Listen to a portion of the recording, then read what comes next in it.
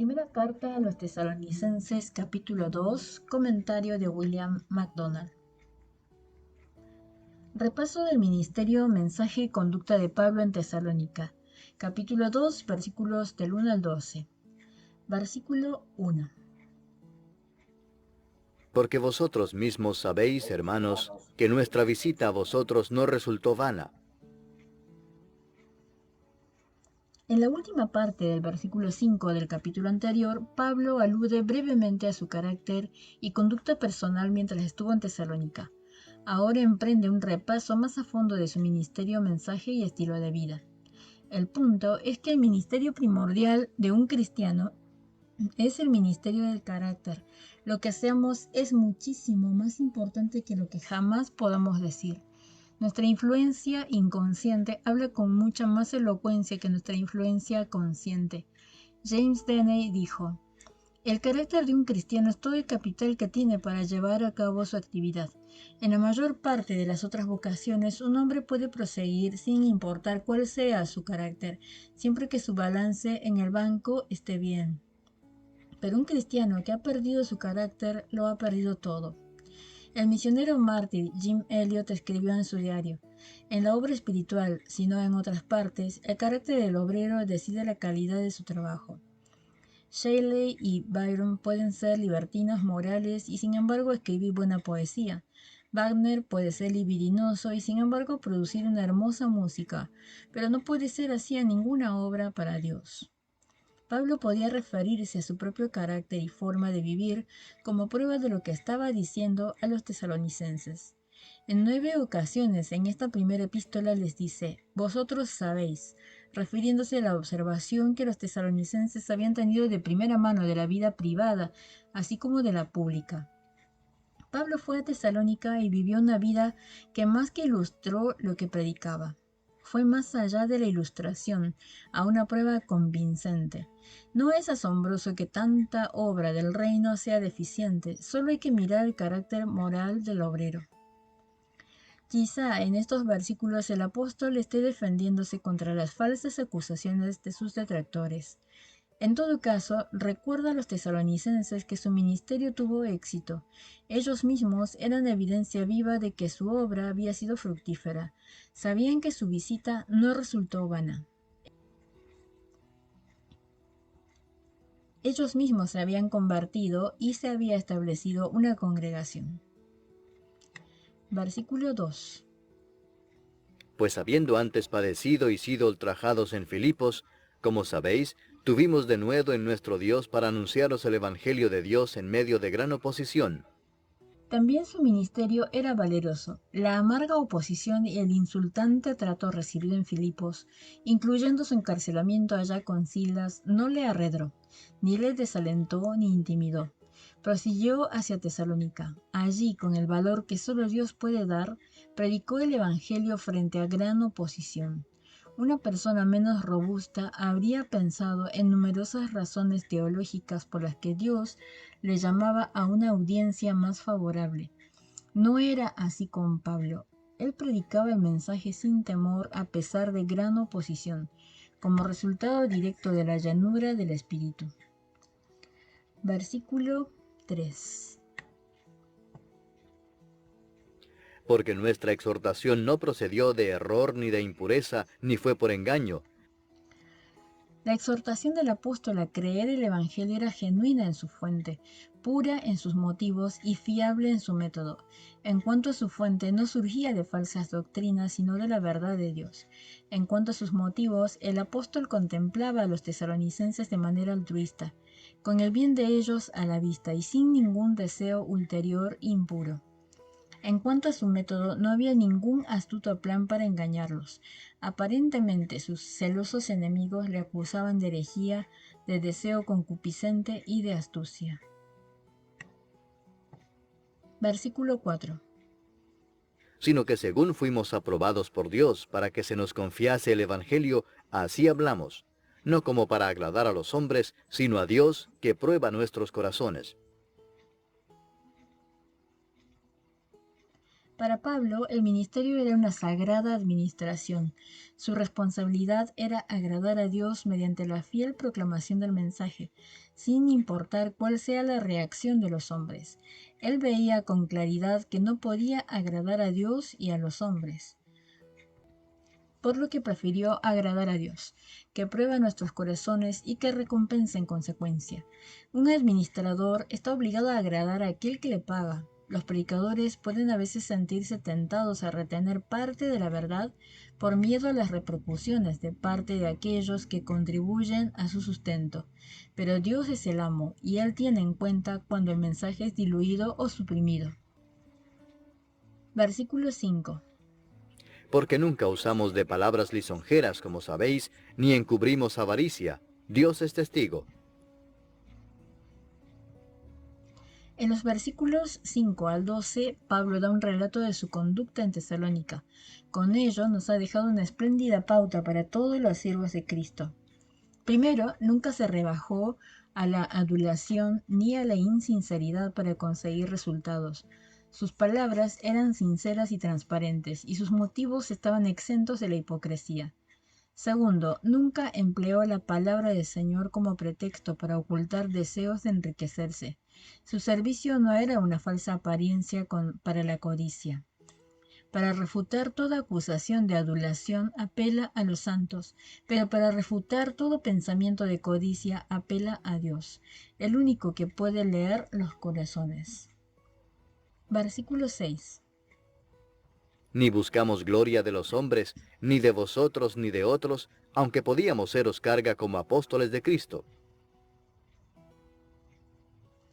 Aquí tenemos otro impresionante atisbo del carácter de este gran hombre de Dios como apóstoles de Cristo. Él y sus compañeros tenían derecho a ser sustentados económicamente, lo que aquí recibe el nombre de gloria por los tesalonicenses, pero decidieron no ser carga para ellos, de modo que trabajaron de día y de noche para proveer para sus propias necesidades. En Corinto era cosa distinta. Allí Pablo trabajó para no dar base alguna a sus detractores para que le acusasen de predicar por dinero. En Tesalónica trabajaba porque los santos eran pobres y estaban perseguidos y no quería ser una carga más para ellos. Versículo 7. Antes fuimos tiernos entre vosotros, como la nodriza que cuida con ternura a sus propios hijos. En lugar de ejercer el dominio sobre las heredades de Dios, fue amable entre ellos, como la nodriza que cuida con ternura a sus propios hijos. Pablo se daba cuenta de que los nuevos convertidos necesitaban de cuidados y llevó a cabo este ministerio con toda la solicitud de una amante madre. Versículo 8. Tan grande es nuestro afecto por vosotros, que hubiéramos querido entregaros no solo el Evangelio de Dios, sino también nuestras propias vidas, porque habéis llegado a sernos muy queridos. Tan profunda era su amante solicitud por ellos que anhelaba compartir con ellos más que recibir.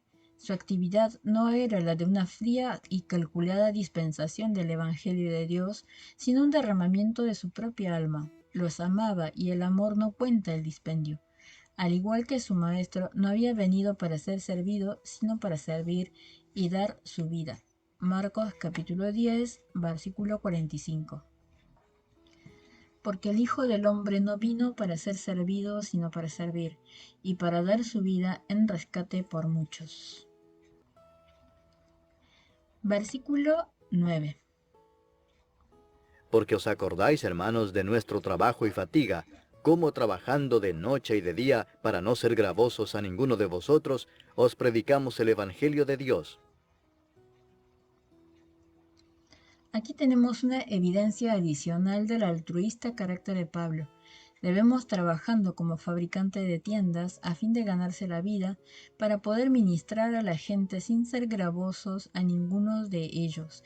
Aunque es cierto que el predicador del Evangelio tiene derecho a ser sustentado económicamente por otros cristianos, es encomiable verle ceder este derecho de vez en cuando si es necesario. Un verdadero ministro de Cristo seguirá predicando el Evangelio, tanto si recibe dinero como si tiene que trabajar para financiar sus actividades. Observemos estas expresiones: trabajo y fatiga, y de noche y de día. El Evangelio no les costó nada a los tesalonicenses, pero sí y mucho a Pablo. Versículo 10. Vosotros sois testigos, y Dios también, de cuán santa, justa e irreprensiblemente nos comportamos con vosotros los creyentes. Los creyentes podían testificar acerca de la conducta ejemplar de Pablo hacia ellos, y Dios también era testigo de que él era devoto o santo, justo o recto e irreprensible. Santo, esto es, separado a Dios y del pecado, recto en carácter y conducta, irreprensible delante de Dios y de los hombres. Si el mejor sermón es una vida santa, Pablo era un gran predicador. No como otros predicadores, la elocuencia de los cuales es mayor que su conducta. Cuando estaba en el púlpito, la gente deseaba que nunca lo dejase. Cuando estaba fuera del púlpito, deseaban que nunca dejase su vida cotidiana. Versículo 11. Así como también sabéis de qué modo, como el Padre a sus hijos, exhortábamos y consolábamos a cada uno de vosotros. En el versículo 7 se había comparado con una madre nodriza. Ahora cambia la figura a la de un amante padre. Si lo primero sugiere ternura y afecto, lo segundo sugiere sabiduría y consejo. Como el padre a sus hijos, los exhortaba a que viviesen una vida santa, los alentaba a proseguir para el Señor a pesar de persecuciones y testificaba acerca de la bienaventuranza de la obediencia a la voluntad y a la palabra de Dios. Versículo 12. Y os encargábamos que anduvieseis como es digno de Dios, que os llamó a su reino y gloria. La meta del ministerio de Pablo era que los santos anduviesen como es digno de Dios, que los había llamado a su reino y gloria. En nosotros mismos somos indignos de Dios o de un puesto en el cielo. La única dignidad que tenemos se encuentra en el Señor Jesús, pero como hijos de Dios se espera de nosotros que andemos como es digno de la vocación suprema. Podemos lograrlo sometiéndonos al control del Espíritu Santo y constantemente confesando y abandonando todo pecado en nuestras vidas. Todos los que son salvos son súbditos del reino de Dios. En la actualidad, este reino es invisible y el rey está ausente, pero las enseñanzas morales y éticas del reino se nos aplican en la actualidad. Cuando el Señor Jesús regrese a reinar, el reino será entonces establecido en forma visible y compartiremos aquel día la gloria del Rey. Repaso de la respuesta de los tesalonicenses ante el Evangelio, capítulo 2, versículos 13 al 16. Versículo 13. Por lo cual también nosotros, sin cesar, damos gracias a Dios, de que cuando recibisteis la palabra de Dios que oísteis de nosotros, la recibisteis no como palabra de hombres, sino según es en verdad la palabra de Dios, la cual actúa en vosotros los creyentes. Ahora el apóstol recoge otro tema que ha tocado en el capítulo 1, versículo 5a, la respuesta de los tesalonicenses a la predicación del Evangelio. Cuando recibieron el mensaje, esto es, lo oyeron, no lo recibieron, esto es, aceptaron, como palabra de hombres, sino como palabra de Dios. Por lo cual también nosotros, sin cesar, damos gracias a Dios de que cuando recibisteis la palabra de Dios que oísteis de nosotros, la recibisteis no como palabra de hombres, sino según es en verdad, la palabra de Dios, la cual actúa en vosotros los creyentes. Pablo está profundamente agradecido por su recepción y aceptación del mensaje. Este es otro ejemplo de su altruismo. La mayoría de nosotros queremos que los otros crean lo que decimos sencillamente porque lo decimos nosotros, pero la palabra del hombre es un débil fundamento para la fe.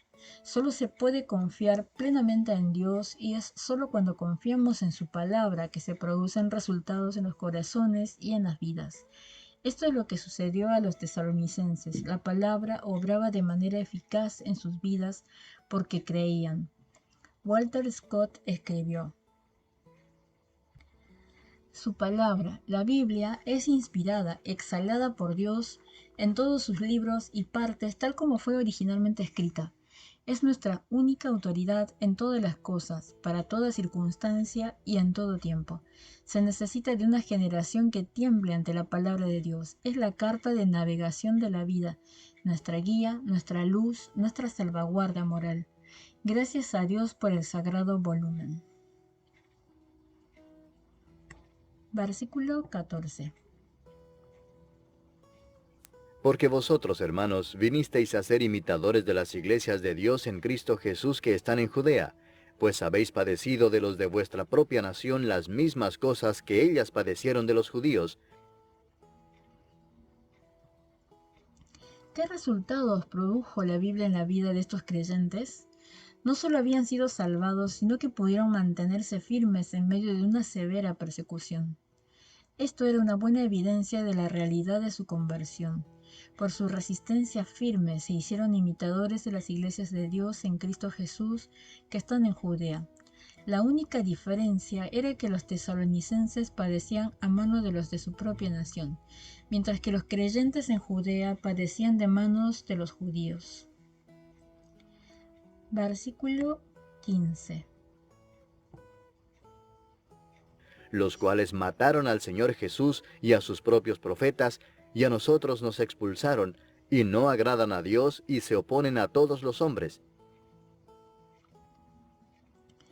Con esta mención de los judíos, Pablo lanza una acusación contra ellos como los oponentes principales del Evangelio. ¿Y quién podría saberlo mejor que él? Antes él había sido cabecilla de esos judíos que intentaban liquidar la fe cristiana. Luego, tras su conversión, él mismo sintió el acerado filo de la espada de su persecución. El pecado culminante de los judíos fue dar muerte al Señor Jesús. Aunque la crucifixión misma la llevaron a cabo los romanos, fueron los judíos los que los llevaron a hacerlo. Esto vino como culminación a siglos de persecución de los profetas de Dios enviados a la nación de Israel. Mateo capítulo 21, versículos 33 al 39. Mateo 21, 33 al 39 dice: Oíd otra parábola. Hubo un hombre, padre de familia, el cual plantó una viña, la cercó de vallado, cavó en ella un lagar, edificó una torre, y la arrendó a unos labradores y se fue lejos. Y cuando se acercó el tiempo de los frutos, envió sus siervos a los labradores para que recibiesen sus frutos. Mas los labradores, tomando a los siervos, a uno golpearon, a otro mataron, y a otro apedrearon. Envió de nuevo otros siervos, más que los primeros, e hicieron con ellos de la misma manera. Finalmente les envió su hijo, diciendo: tendrán respeto a mi hijo. Mas los labradores, cuando vieron al hijo, dijeron entre sí: este es el heredero, venid, matémosle y apoderémonos de su heredad. Y tomándole, le echaron fuera de la viña y le mataron. En la era cristiana ya habían perseguido a Pablo y a otros apóstoles creyendo erradamente que agradaban hacia Dios. Sus acciones eran gratas delante de él y se oponían a todos los hombres. Versículo 16. Impidiéndonos hablar a los gentiles para que éstos se salven. Así colman ellos siempre la medida de sus pecados, pues vino sobre ellos la ira hasta el extremo. No contentos con rechazar el Evangelio, ellos mismos estaban decididos a impedir que Pablo y sus compañeros predicasen el mensaje a los gentiles.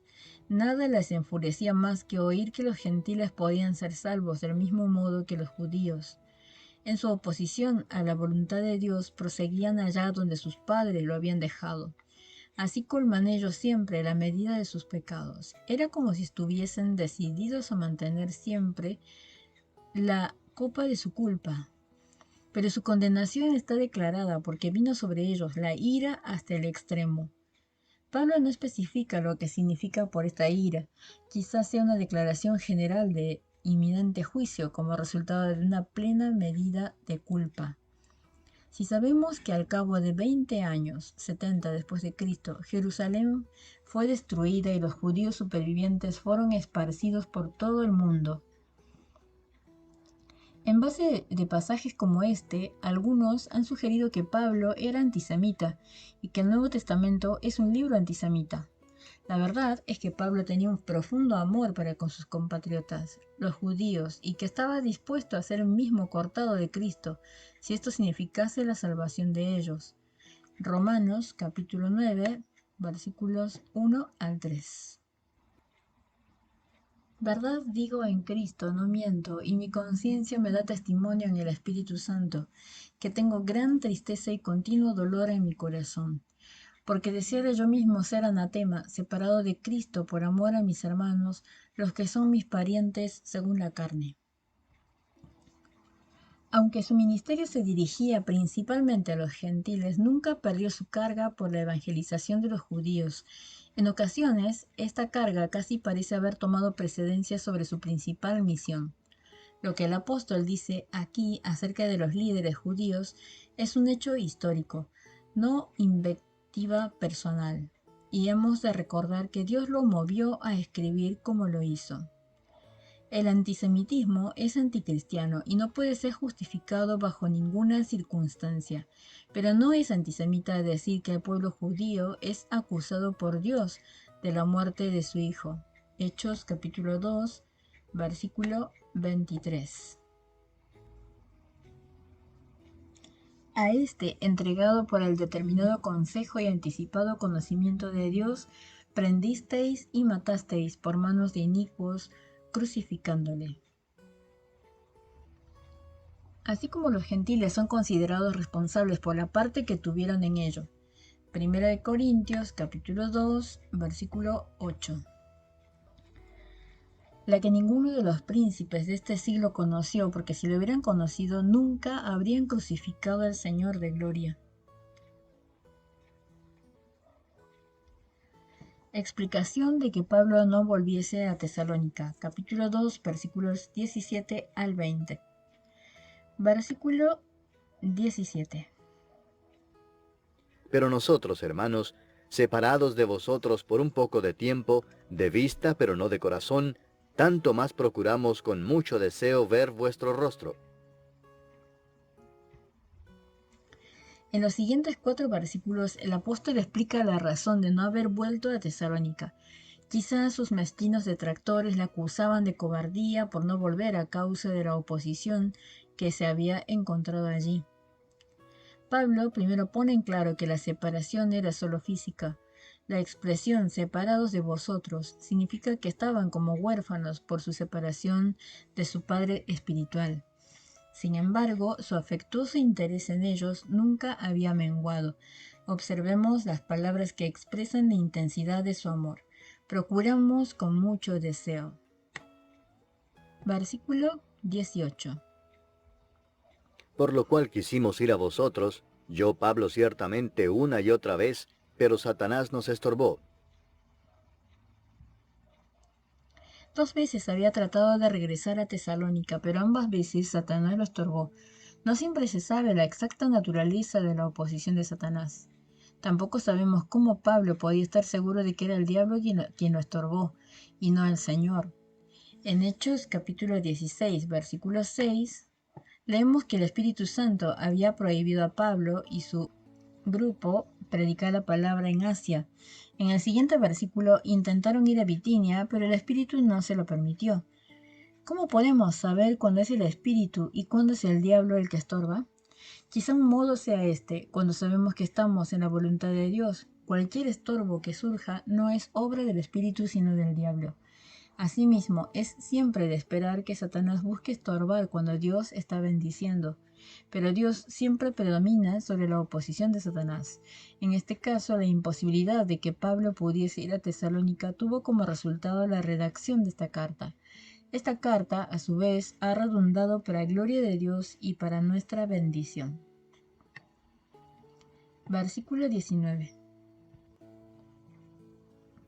Porque, ¿cuál es nuestra esperanza, o gozo, o corona de que me gloríe? ¿No lo sois vosotros delante de nuestro Señor Jesucristo en su venida? ¿Por qué estaba el apóstol tan interesado en volver a los creyentes tesalonicenses? Porque eran sus hijos en el Señor. Él los había señalado a Cristo y se había sentido responsable por su crecimiento espiritual. Sabía que habría de dar cuenta acerca de ellos en el día venidero. Ellos eran su esperanza de recompensa en el tribunal de Cristo. Él quería poder regocijarse acerca de ellos. Ellos serían su corona de regocijo delante de nuestro Señor Jesucristo en su venida. Parece evidente por este versículo que Pablo esperaba reconocer a los tesalonicenses en el cielo, y sigue de ello que nosotros también reconoceremos a nuestros amados en el cielo. En el versículo 19, Pablo habla de sus hijos en la fe como siendo su corona. En otros lugares en el Nuevo Testamento leemos acerca de otras coronas, la corona de justicia. Segunda de Timoteo, capítulo 4, versículo 8. Por lo demás, me está guardada la corona de justicia, la cual me dará el Señor juez justo en aquel día, y no solo a mí, sino también a todos los que aman su venida.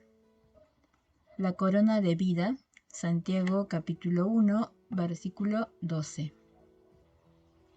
Bienaventurado el varón que soporta la tentación, porque cuando haya resistido la prueba, recibirá la corona de vida que Dios ha prometido a los que le aman. Apocalipsis capítulo 2, versículo 10. No temas en nada lo que vas a padecer. He aquí, el diablo echará a algunos de vosotros en la cárcel para que seáis probados, y tendréis tribulación por 10 días. Sé fiel hasta la muerte, y yo te daré la corona de la vida. La corona de gloria. Primera de Pedro, capítulo 5, versículo 4.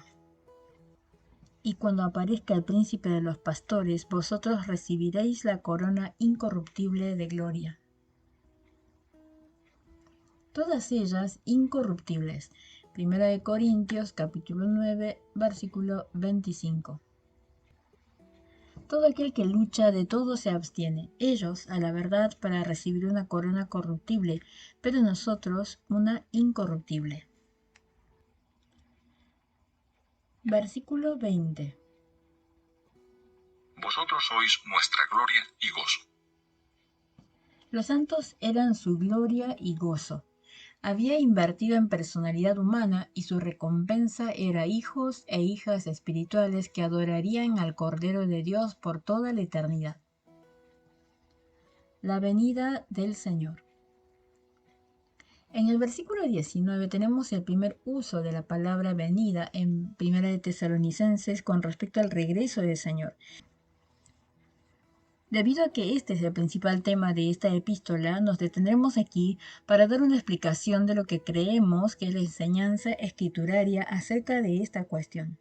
Se emplean 3 palabras griegas principales en el Nuevo Testamento referidas al regreso de Cristo. Parousia, venida y presencia consiguiente. Apocalipsis, desvelamiento, revelación. Epifaneia, manifestación. La palabra más comúnmente empleada es parousia, significa una presencia o un venir al lado. Vine dice que denota a la vez la llegada y la consiguiente presencia. Cuando pensamos en la venida del Señor, deberíamos pensar en ella no solo como un acontecimiento momentáneo, sino como un periodo de tiempo. Incluso en castellano, la palabra venida se usa de esta manera. Por ejemplo, la venida de Cristo a Galilea trajo sanidad a multitudes. Aquí no significamos el día en que llegó a Galilea, sino todo el periodo que pasó en aquella área. De modo que cuando pensamos en la venida de Cristo, deberíamos pensar en un periodo de tiempo y no en un acontecimiento aislado.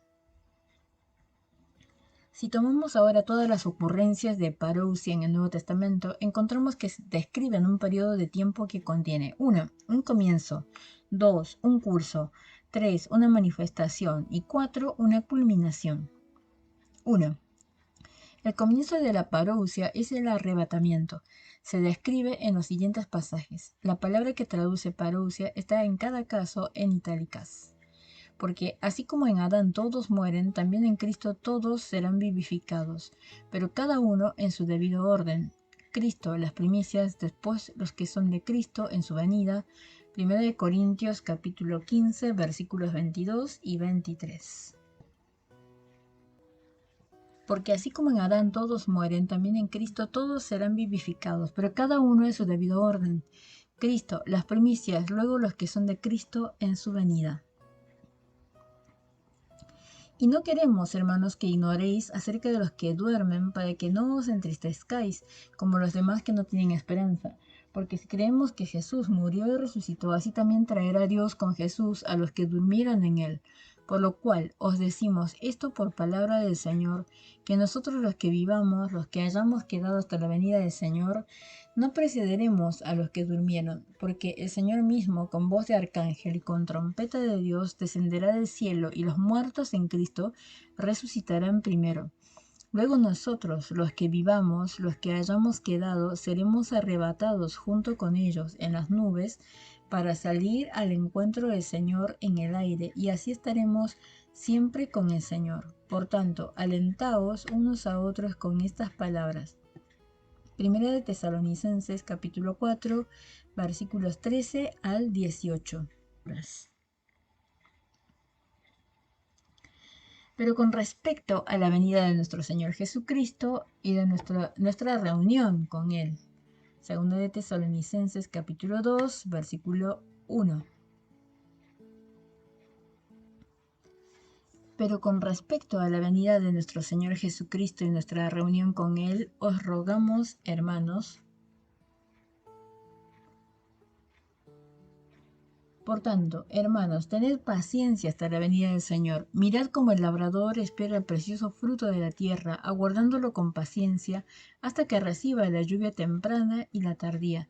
Tened también vosotros paciencia, y afianzad vuestros corazones, porque la venida del Señor está cerca. Santiago capítulo 5, versículos 7 y 8. Y ahora, hijitos, permaneced en Él para que cuando se manifieste tengamos confianza y en su venida no seamos avergonzados. Y ahora, hijitos, permaneced en Él para que cuando se manifieste tengamos confianza y en su venida no seamos avergonzados. Primera de Juan, capítulo 2, versículo 28. Número 2. El curso de la parousia incluye el tribunal de Cristo, cuando serán dadas recompensas a los creyentes por la fidelidad en el servicio. Porque, ¿cuál es nuestra esperanza o gozo o corona de que me gloríe? ¿No lo sois vosotros delante de nuestro Señor Jesucristo en su venida? Primera de Tesalonicenses, capítulo 2, versículo 19. Y al mismo Dios de paz os santifique por completo, y todo vuestro ser, alma y cuerpo sea guardado irreprensible para la venida de nuestro Señor Jesucristo. Primera de Tesalonicenses capítulo 5, versículo 23. Otro acontecimiento que debería ser probablemente incluido en el curso de la parousia es la cena de las bodas de Cordero. Por su situación en el libro de Apocalipsis, sabemos que tendrá lugar antes del glorioso reinado de Cristo. Lo incluimos aquí a pesar de que la palabra venida no se emplea en relación con ella. Apocalipsis 19, versículos 6 al 9.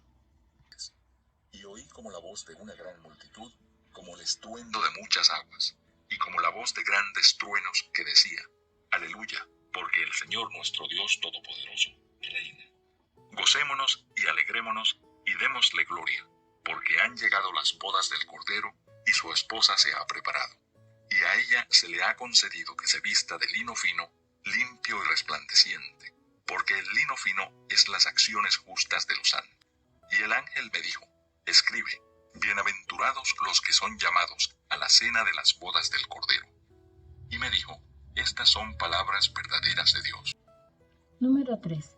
La manifestación de la venida de Cristo es su regreso a la tierra en poder y gran gloria, para reinar como Rey de Reyes y Señor de Señores.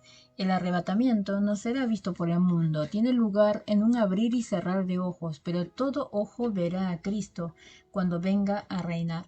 Por ello se le llama la manifestación de su parousia. Esta es la tercera fase de su venida. Y estando él sentado en el monte de los olivos, los discípulos se le acercaron aparte diciendo: Dinos, ¿cuándo sucederán estas cosas? ¿Y cuál será la señal de tu venida y del final de esta época? Mateo capítulo 24, versículo 3. Porque así como el relámpago sale del oriente y brilla hasta el occidente, así será también la venida del Hijo del Hombre. Mateo capítulo 24, versículos 27. Mas como en los días de Noé, así será la venida del Hijo del Hombre. Mateo capítulo 24, versículo 37. Y no se dieron cuenta hasta que vino el diluvio y se los llevó a todos. Así será también la venida del Hijo del Hombre. Mateo capítulo 24, versículo 39. Para afianzar vuestros corazones irreprensibles en santidad delante de nuestro Dios y Padre en la venida de nuestro Señor Jesucristo con todos sus santos. Primera de Tesalonicenses, capítulo 3, versículo 13. Y entonces será revelado aquel inicuo a quien el Señor matará con el espíritu de su boca y lo reducirá a la impotencia con la manifestación de su venida. Segunda de Tesalonicenses 2:8. Porque no os hemos dado a conocer el poder y la venida de nuestro Señor Jesucristo siguiendo fábulas ingeniosamente inventadas, sino como habiendo visto con nuestros propios ojos su majestad. Segunda de Pedro, capítulo 1, versículo 16. Aquí Pedro se refiere a la manifestación de la parousia de Cristo, tal como fue prefigurada en el monte de la transfiguración. Número 4. Finalmente tenemos la culminación de la parousia. A ella se hace referencia en este versículo. ¿Dónde está la promesa de su venida? Porque desde el día en que los padres durmieron, todas las cosas permanecen como estaban desde el principio de la creación. Segunda de Pedro, capítulo 3, versículo 4. En este capítulo se hace referencia a los escarnecedores que surgirán en los últimos días, que negarán la posibilidad del regreso de Cristo. ¿A qué aspecto de la parousia se refieren? ¿Se están refiriendo al arrebatamiento? No. Probablemente no saben nada del arrebatamiento. ¿Se están refiriendo a la venida de Cristo para reinar? No. Es evidente que no. Todo el contexto indica que están ridiculizando el castigo final de todos los malvados por parte del Señor. Se refieren a un último y culminante juicio de Dios sobre la tierra, o a lo que ellos llaman el fin del mundo. Su argumento es que no tienen nada de qué preocuparse. Dios no ha intervenido en la historia y no intervendrá en el futuro. De modo que se sienten libres de continuar en sus malvadas palabras y acciones. Pedro responde a sus escarnios señalando hacia adelante, al tiempo, después del reinado milenial de Cristo, en que los cielos y la tierra, como los conocemos, serán totalmente destruidos. Esta culminación de la parousia de Cristo tiene lugar después del milenio y en la inauguración del estado eterno. Además de la parousia, las otras dos palabras empleadas en la lengua original del Nuevo Testamento para describir la venida del Señor son Apocalipsis y Epifaneia. Apocalipsis significa un desvelamiento o revelación. Los estudios de la Biblia difieren acerca de si se refiere siempre a la tercera fase de la venida de Cristo, su venida a la tierra en poder y gloria, o si podría referirse a sí mismo al arrebatamiento, cuando se manifestará a la iglesia. En los siguientes versículos podría referirse bien al arrebatamiento o al regreso a la tierra para reinar sobre ella. De tal modo que nada os falta de ningún don a los que esperáis anhelantes la revelación de nuestro Señor Jesucristo. 1 Corintios capítulo 1, versículo 7.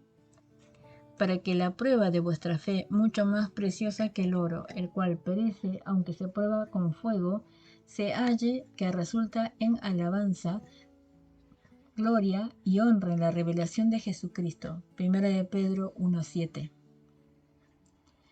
Por lo cual, estad preparados para la acción, sed sobrios y esperad por completo en la gracia que se os traerá en la revelación de Jesucristo. 1 de Pedro 1:13. Sino gozaos por cuanto sois participantes de los padecimientos de Cristo, para que también en la revelación de su gloria os gocéis con gran alegría. 1 de Pedro 4:13. En otro pasaje, esta palabra parece referirse muy claramente a la venida de Cristo a reinar. Y a vosotros que sois atribulados, daros reposo con nosotros, cuando sea revelado el Señor Jesús desde el cielo con los ángeles de su poder. Segunda de Tesalonicenses 1:7.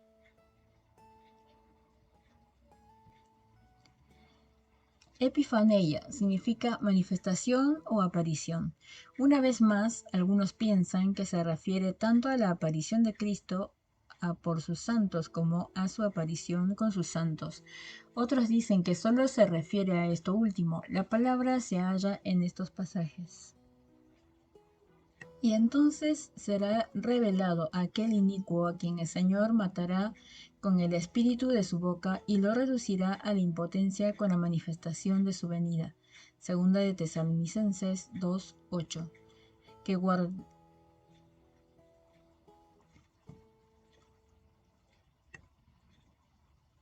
Y entonces será revelado aquel inicuo a quien el Señor matará con el espíritu de su boca y lo reducirá a la impotencia con la manifestación de su venida. Segunda de Tesalonicenses 2:8. Que guardes el mandamiento sin mácula ni reprensión hasta la aparición de nuestro Señor Jesucristo. Primera de Timoteo 6:14. Te encargo solemnemente delante de Dios y del Señor Jesucristo, que va a juzgar a los vivos y a los muertos por su manifestación y por su reino. Segunda de Timoteo capítulo 4, versículo 1. Por lo demás, me está guardada la corona de justicia, la cual me dará el Señor, el juez justo, en aquel día, y no solo a mí, sino también a todos los que aman su venida, literalmente manifestación. Segunda de Timoteo, capítulo 4, versículo 8. Aguardando la esperanza bienaventurada y la manifestación gloriosa de nuestro gran Dios y Salvador Jesucristo. Tito, capítulo 2, versículo 13. Los versículos 1 y 3 describen con claridad la aparición de Cristo ante el mundo.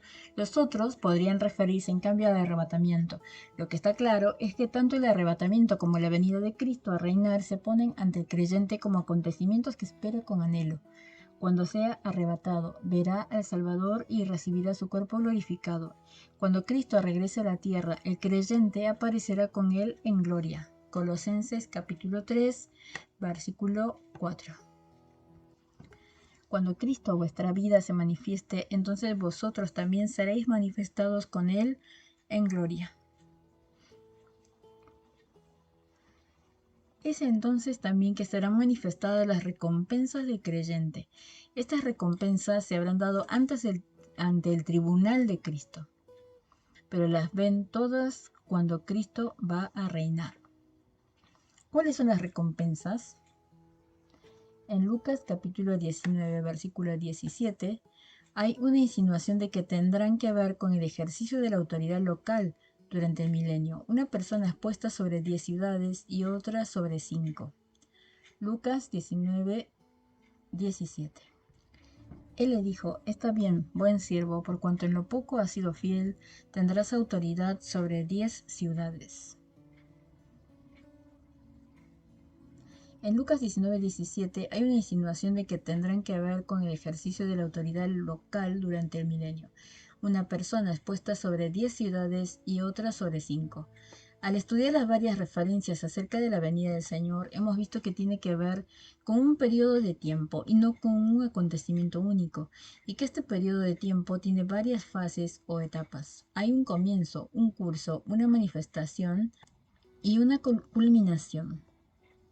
Comienza con el arrebatamiento, incluye el tribunal de Cristo, será visiblemente manifestada cuando Cristo venga a la tierra y terminará cuando los cielos y la tierra que son ahora sean destruidos con fuego. Llegamos al final del capítulo 2 de la primera carta a los tesalonicenses. Comentario de William MacDonald.